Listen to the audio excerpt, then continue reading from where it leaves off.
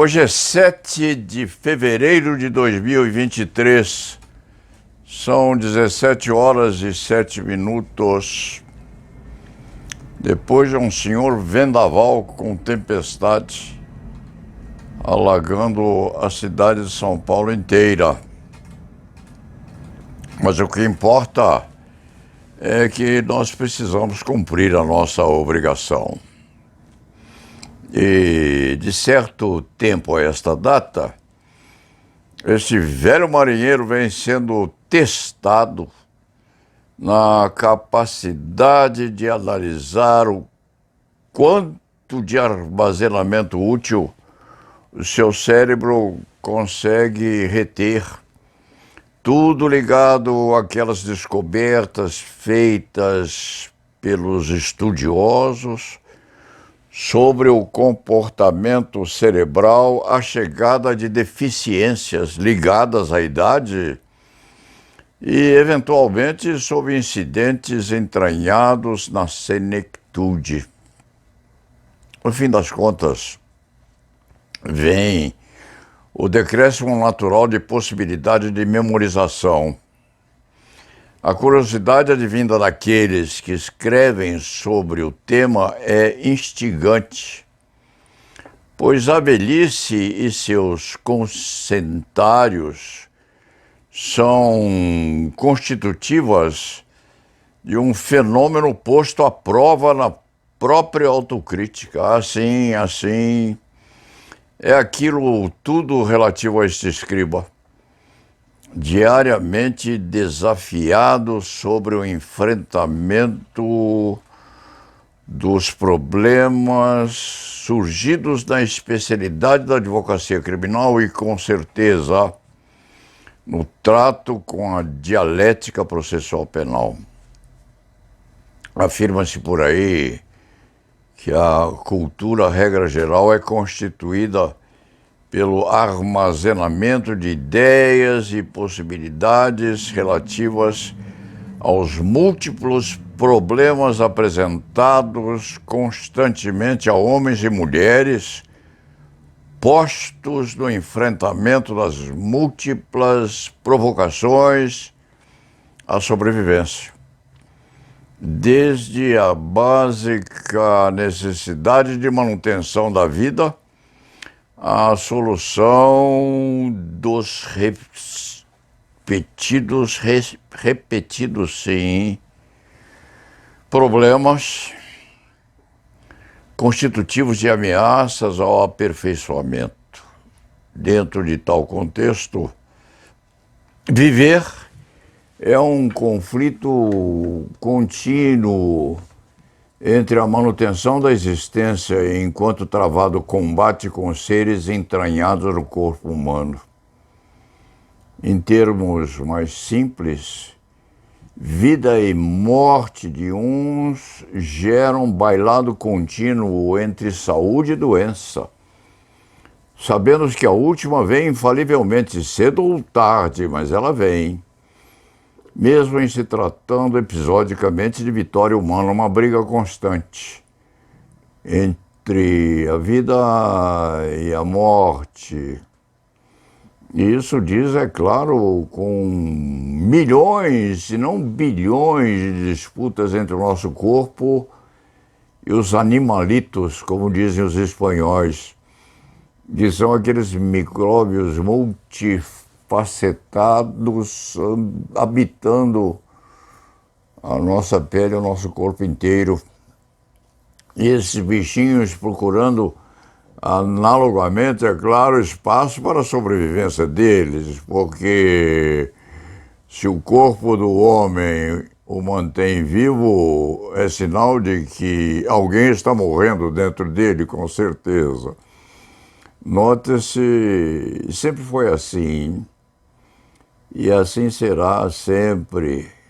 Surgirão outras espécies em sequência, metamorfoses, sim, constituídas à frente, vertendo até o nada absoluto, se é que o nada absoluto, se é que o infinito vai existir, o que é um paradoxo, a existência do infinito. Os críticos vão indagar por quais razões o escriba está a refletir sobre tais assuntos, mas a explicação, ao mesmo tempo simples e complexa. Ela é simples porque a espécie humana e todas elas sobrevivem a poder de alimentação, transformando em potência as plurais matérias encontradas na natureza. Alimentam-se umas nas outras ou das outras, num vai e vem infindável. A alimentação ou a ingestão e a dejeção ou expulsão. E isso singularmente diz com os chamados animais grandes, aqueles outros de médio e mais uns de pequeno, mínimo ou micrométrico trajeto no espaço posto à volta. São os micro-organismos, quem sabe.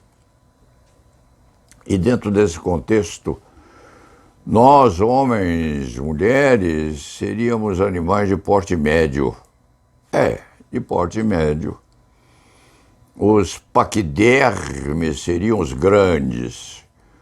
Os maiores levariam os menores nas entranhas e estes, por sua vez, conduziriam os inferiores. Enquanto os entrantes se encarregariam de prosseguir nos intestinos dos hospedeiros. Tragicômico. Nós, homens e mulheres, engrandecidos na nossa maior crença de que somos superiores, com milhões de hospedeiros dentro do nosso corpo, hospedeiros não, de hospedados. E nessa entre-safra dramática, tragicômica, surgem no nosso corpo o apetite, a fome, a transformação da matéria a poder do degustamento misturado, inclusive, e muitas vezes no suco gástrico, que é o desenvolvedor dessa mistura enorme. De qualquer maneira, a nutrição advém disso. Até, quem sabe, o mínimo do mínimo do mínimo, que a ciência chama de nanobe. O que é um nanobe ou nanobe? É uma estrutura filêmica encontrada em algumas rochas e sedimentos. Alguns cientistas levantam a hipótese de que os nanobes ou nanubes são a menor forma de vida existente. São 1/10 do tamanho das bactérias conhecidas menores que há por aí. Este antigo escriba fez esse introito só para voltar àquilo que constitui a base do texto. Ou seja, curiosa e quase comicamente sedimentado numa expressão muito complicada, mas ao mesmo tempo básica. O que nós comemos, como comemos, para que comemos. O escriba nem almoçou hoje ainda. O que comem aqueles que nos comem, e sem que isto constitua redundância, o que comem aqueles que comem os outros que devoram aqueles que nos comem, ou que nos comeram. Esquisito, mas bem examinado, é bem explicável. Em outros termos, uma evolução muito esquisita a ser examinada no total do enunciado. deixe-se de lado a projeção correspondente aos bichos maiores, ou seja, aos chamados paquidermes. Dir-se-ia o rinoceronte, o elefante e outros. Os elefantes são herbívoros, creio. É o que se sabe. Haja vegetal para alimentar um elefante e lhe matar a fome. Eu não conheço estudos sistemáticos sobre se são ou não apetitosos os elefantes para nós seres humanos, mas existe quem aprecia a carne do elefante. Por exemplo, as aves de rapina adoram o elefante decomposto. Bichos menores, sucedendo-se até onde não se sabe onde, também gostam daquela carnação enorme. Prossiga-se em relação à natureza humana. Até o que constituiria a nossa alimentação costumeira ou preferida. O que o homem e a mulher comem. O que nós comemos? Nós somos carnívoros. Exceção feita àquela parte do organismo humano cognominada de veganos. Mas existem extravagâncias, sim, porque o mundo animal é profuso, havendo inclusive os bichos terrestres, os aquáticos e os alados, comestíveis sim, ou absorvíveis. O velho marinheiro da advocacia criminal não se esquece de ligar o hábito alimentar às regiões propícias a uma ou outra espécie vivente, por exemplo, as focas. As focas são devoradas lá nas regiões geladas que a Terra exibe. E a multiplicidade de répteis, por exemplo, é muito apetitosa em uma ou noutra região do nosso orbe. Até aqui, de certa forma, o texto desta crônica é razoavelmente científico. Para escrever essa coisa, o escriba precisou ler, se não na totalidade, 4 ou 5 livros cuja efígie ou cuja fotografia vai no introito desta crônica, que é habitual, já há 10 anos que eu faço isso. E nesses livros que eu li, um pedacinho é acreditado inclusive a Michel Foucault, um filósofo que todos nós conhecemos, chamado tal livro Os Anormais. E esta crônica, diga-se de passagem, não é normal um processualista penal falar em alimentos e micróbios, em questões que dizem particularmente a outro tipo de ciência. Mas é preciso que o escriba defina a dialética. Um escrito tem que ter começo, meio e fim. Uma das obras que este velho escriturário leu foi Inteligência Artificial a Nosso Favor, de Stuart Russell. E para conseguir escrever esta crônica, foi procurar, inclusive no computador, algum prolegômeno que permitisse uma interpretação mais fácil daquele ou daquilo que lhe ia no cérebro. O autor de Inteligência Artificial explica, a certa altura do livro, a razão pela qual ainda vai ser preciso muito esforço e pesquisa para conseguirmos aplicar a inteligência pré-ordenada ou artificial à solução de algumas necessidades intelectuais que nós temos.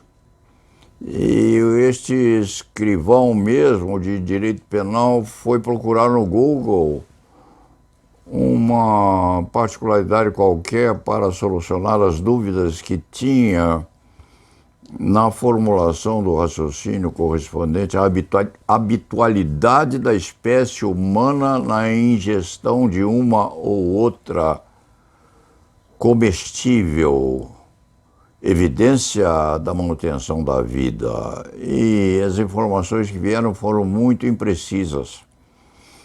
O computador acabou confundindo as provocações verbais feitas para a satisfação de uma ou outra curiosidade deste escriba, porque há milhares e milhares de palavras atinentes a essa espécie de preocupação intelectual. E o computador, aqui entre nós, não se diga a ninguém, o computador às vezes se confunde e leva o intérprete também a uma confusão qualquer. Mas era preciso dar uma conclusão lógica à crônica do dia. A crônica precisa ter um começo, um meio e o fim, ou seja, o enterramento da preocupação toda a vida no início. E qual é o encerramento da crônica? É um encerramento que procura arredondar tudo aquilo que parece caótico na crônica, porque o título da mesma diz com a sobrevivência da humanidade no frigir dos séculos frente à necessidade de alimentação. É isto. A espécie humana não pode ser posta em risco por falta de alimento. Por isso, com muita curiosidade, mas logicamente o assunto aqui é comida sim. Enquanto o escriba alimentava o cérebro com as leituras que fez para poder dar uma sequência racional à crônica, o Paulo César descobriu passagens muito edificantes ligadas a isso tudo, advindas de Steven Pinker, um dos volumes, grosso, por sinal robusto, diz com a explicação do funcionamento da nossa mente.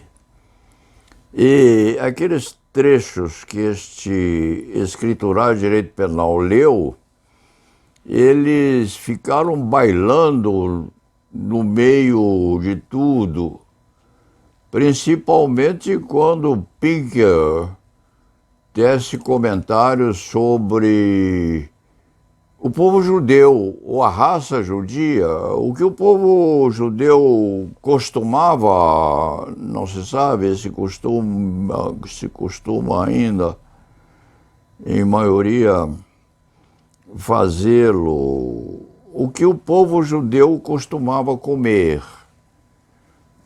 Comia a chamada alimentação kosher. E Pinker afirma, muitos judeus adultos ainda acreditam, é mais ou menos isso, acreditam que a carne de porco foi proibida como medida de saúde pública para prevenir, se a memória do escriba não falha, para prevenir a estenose. Mas, citando Harris, diz Pinker, se isso fosse verdade, a lei teria sido um simples conselho contra a carne de porco mal passada. Parece que é um escrito posto na vernacular escritura judaica: não comerás a carne do porco, senão depois de o rosado ter sido eliminado por cocção. Isso está no livro Robusto de Pinker. Mas, naquilo que interessa também a esse entremostrar desta crônica, Pinker tece comentários muito importantes sobre a possibilidade de, eventualmente, a carne de porco ou a carne de vaca ser mais degustável à nossa saúde corporal que os insetos não.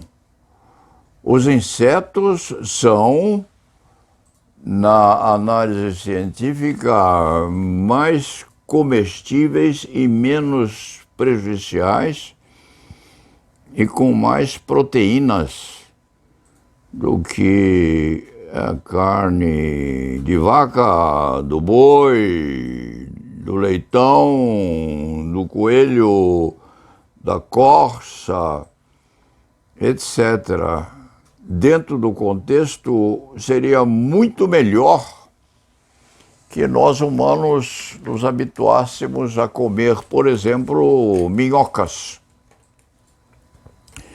Porque as minhocas são comestíveis, são animais proteicos com bastante possibilidade de manutenção da saúde humana, apresentam menos risco que a carne do boi, com uma característica que é prejudicial, sim, porque preparar-se um comestível à base de esse animal chamado vulgarmente minhoca é muito mais caro do que preparar um bife ou um filé mignon. Afirma-se, inclusive, que houve, ao tempo lá atrás, uma assertiva no sentido de que aquela provedora de hambúrgueres, cujo nome o escriba não quer dizer, preparava os seus sanduíches com condimentos havidos das minhocas. E se provou que isso era mentira, principalmente porque fazer um sanduíche com condimentos havidos de substâncias extraídas das minhocas é muito mais caro e sofisticado do que fazer um filé com carne de boi. Por isso, inclusive, não se usa condimento da natureza minhoquística. Comer carne de vaca é muito mais barato que cozer a substância vida com a nossa popular minhoca ou até mesmo as nossas formigas. Nós temos no Brasil formigas bem grandes, aliás, que o nordestino sabe degustar.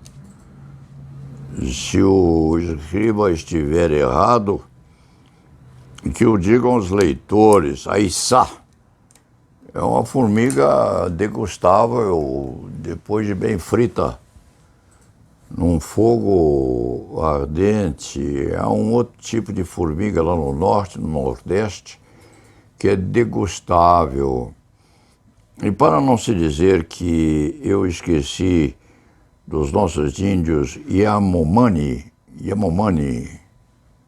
é o nome deles, Os nossos índios adoram lagarto. Comem lagarto com muita voracidade e estão a se queixar com muita certeza, porque com o trabalho de se destruir a nossa floresta no entorno está faltando alimentação a eles, inclusive de outros animais que o nosso índio devoram com muito apetite. E sofreguidão. E se dirá, bem, mas comer formiga é muito ruim. A formiga, se a memória do Paulo Sérgio não falha, a formiga tem 3 pares de pernas. A formiga tem 6 pernas.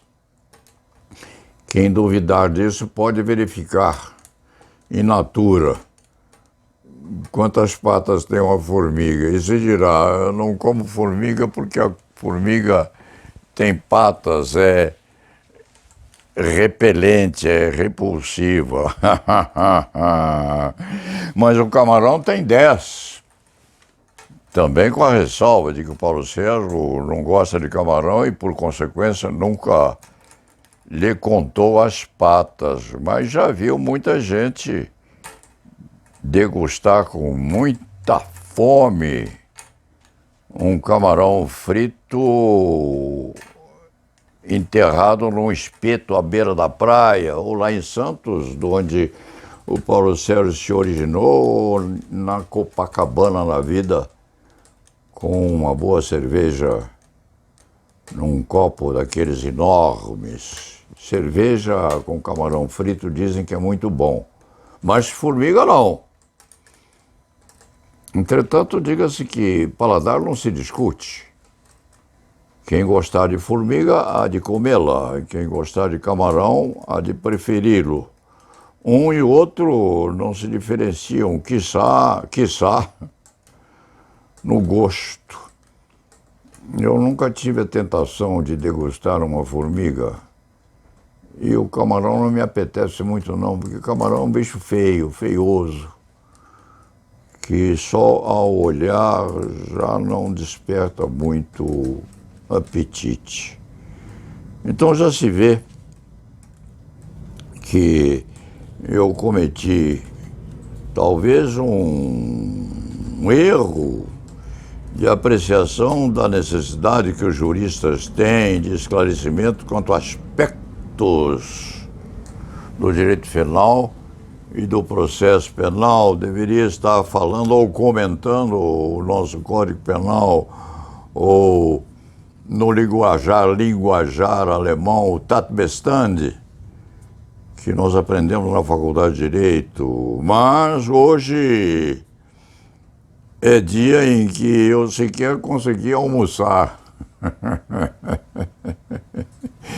Então a minha fome de alimento foi maior do que a necessidade e conveniência de falar sobre direito penal, processo penal, nos quais, por necessidade até, nós somos bem versados. Fica aqui o fim dessa crônica verbalizada em parte, ou talvez no todo, e o aviso de que o Leite Fernandes vai terminá-la agora, porque